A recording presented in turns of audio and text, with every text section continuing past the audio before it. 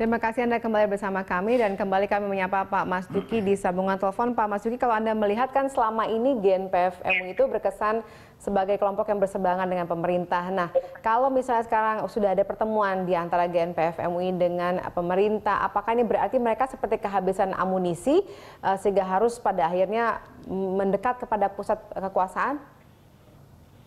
Saya kira kita tidak bisa menyederhanakan seperti itu cara membangun logika berpikir gitu ya. GNPF MUI saya kira tidak harus berada di di dalam jaring pemerintahan ataupun orang yang mendukung pemerintah. Tapi saya kira dia mungkin akan tetap dalam posisinya dia adalah orang yang independen.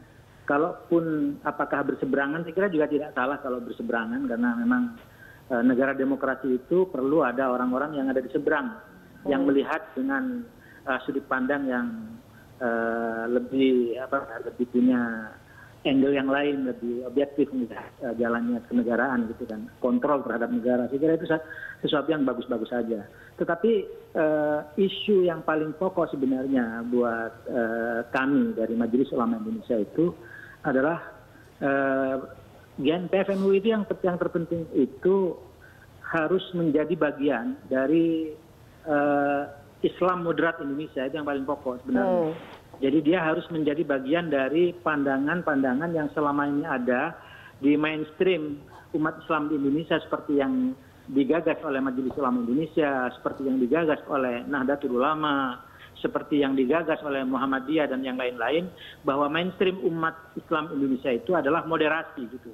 Jadi kalau dalam istilah dalam bahasa Arabnya itu Islam wasati gitu, jadi Islam tengah, Islam moderat gitu. Nah, harapan kita GNPF MUI adalah bagian dari itu, dan kami juga sudah beberapa kali melakukan dialog termasuk dengan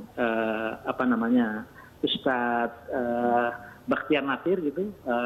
Kami ada satu bertemu titik pandang sebenarnya dalam konteks Islam wasati itu gitu kan. Oleh karena itu memang ada baiknya pemerintah itu mengajak berdialog di satu sisi, tetapi juga tetap yang lain itu bagaimana pemerintah juga menghargai kalau misalnya GNPF MUI itu berada di seberang misalnya. Tapi kalau toh misalnya seperti yang Anda kemukakan, taruhlah misalnya dia kehabisan peluru lalu kemudian dia bergandengan dengan pemerintah, ya itu juga hak GNPF MUI. Walaupun kalau saya lihat ya gelagatnya kok tidak seperti itu. Tidak Artinya, seperti itu ya? Jauh panggang dari api kalau menyatakan bahwa GNPF MUI itu taruhlah misalnya berada dalam merangkulan pemerintah. Saya kira kok nggak seperti itu. Tapi masih dalam konteks makro secara keseluruhan saya kira sehat-sehat saja, asalkan seperti yang saya kemukakan tadi, bagaimana GNPF MUI itu menjadi bagian dari Islam moderat Indonesia. Saya kira itu yang paling pokok. Baik, terima kasih Pak Mas Duki sudah bergabung bersama kami malam hari. Selamat malam. Oke, selamat malam. Baik, kita lanjutkan dengan Bang Ray. Ini kalau tadi kita lihat dari jawaban MUI, sepertinya memang tadi sudah menggarisbawahi sebenarnya tidak ada hubungannya secara organisasi dengan MUI, tapi juga kemudian penting adalah soal Islam moderat. Jadi apakah kita bisa mengatakan bahwa memang kenapa momen dipilih misalnya pada saat Idul Fitri, kemudian dipilih juga bertemu dengan kelompok yang selama ini mungkin dianggap berseberangan, untuk menimbulkan citra bahwa saat ini semua kelompok Islam di Indonesia sudah sama, sudah moderat, tidak ada lagi yang berseberangan atau radikal seperti itu? Ya, tidak bisa dibaca sehari dua hari ya. Akan kita lihat, makanya seperti yang disebutkan tadi, apakah kemungkinan GNPF MUI ini akan katakanlah misalnya bersamaan dengan Pak Jokowi dalam beberapa hal begitu.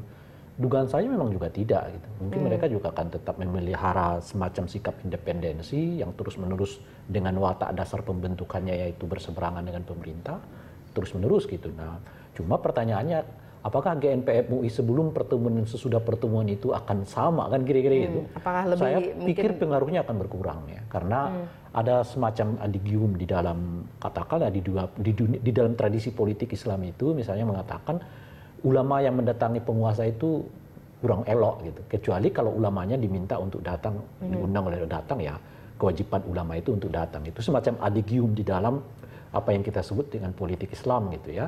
Tapi itu di dunia aktivis juga begitu. Jadi apa istilahnya itu? Kalau Anda sudah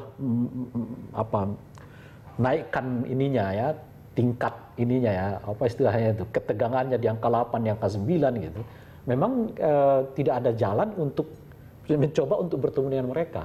Gitu, kecuali dalam posisi yang sama. Gitu. Nah, kelihatan yang kemarin itu tidak dalam posisi yang sama, tidak dalam konteks yang disebut dengan misalnya lah negosiasi, tawar-menawar atau dialog dan macam-macam itu, tapi kesannya yang justru muncul adalah GNPF MUI berharap bisa ketemu dengan presiden.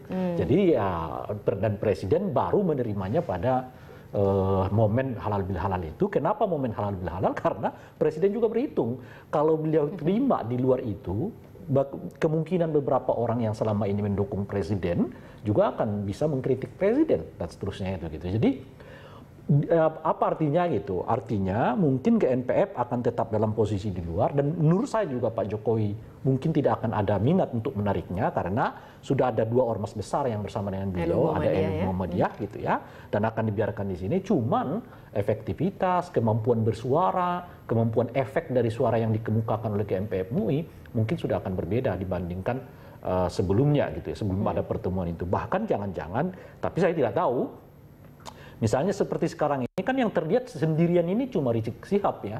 Nah, jadi dalam bahasa yang lain artinya apa sekarang? Artinya sebetulnya yang kelihatan betul-betul berhadapan-hadapan dengan presiden ini bukan lagi GNPF MUI macam-macam itu, tapi tinggal Habib Rizik gitu. Nah, hubungan antara GNPF MUI dan Habib Rizik ini menarik juga akan dilihat ke depan seperti apa gitu. Apakah misalnya pasca pertemuan itu memang ada semacam keretakan internal di mereka gitu ya. Dan tetapi kalau apa istilahnya itu ya, efektivitas dari seruan, dugaan, pengorganisasian dari GNPF MUI menurut saya kelihatan akan berkurang dibandingkan sebelumnya karena itu tadi.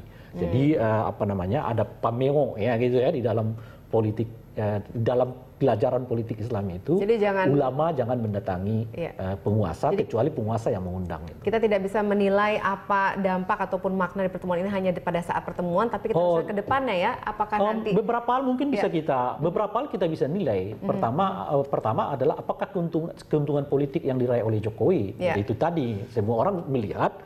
Atau kalau misalnya kita tanya orang melihatnya GNPF-nya yang mau ketemu dengan Pak Jokowi, kira-kira gitu ya. Kemudian keluar dari situ, jadi momennya pas untuk Pak Jokowi, itu yang saya sebutkan tadi. Kemudian pernyataan GNPF-nya juga menguntungkan posisi Pak Jokowi. Nah, pada saat yang bersamaan, 2 hal itu juga yang merugikan GNPF MUI gitu. Sehingga apa? Mungkin ke depan pekerjaan Pak Jokowi dalam konteks menghadapi politik identitas ini yang berbau sara begitu, mungkin akan jauh lebih ringan misalnya dibanding. Misalnya sekarang kalau orang mengatakan beliau ini anti asing misalnya, anti asing atau masih punya kaitan dengan katakanlah misalnya dengan PKI macam-macam, sudah bisa dibuktikan dengan ini semua gitu. Artinya sumber-sumber yang selama ini disangkutkan dengan beliau ya satu demi satu terbantahkan. Jadi dengan 1-0 untuk Jokowi saat ini. Saya pikir bahkan 2-0. 2-0, oke. Baik. Iya, terima kasih Bang Rey sudah bersama kami hari ini.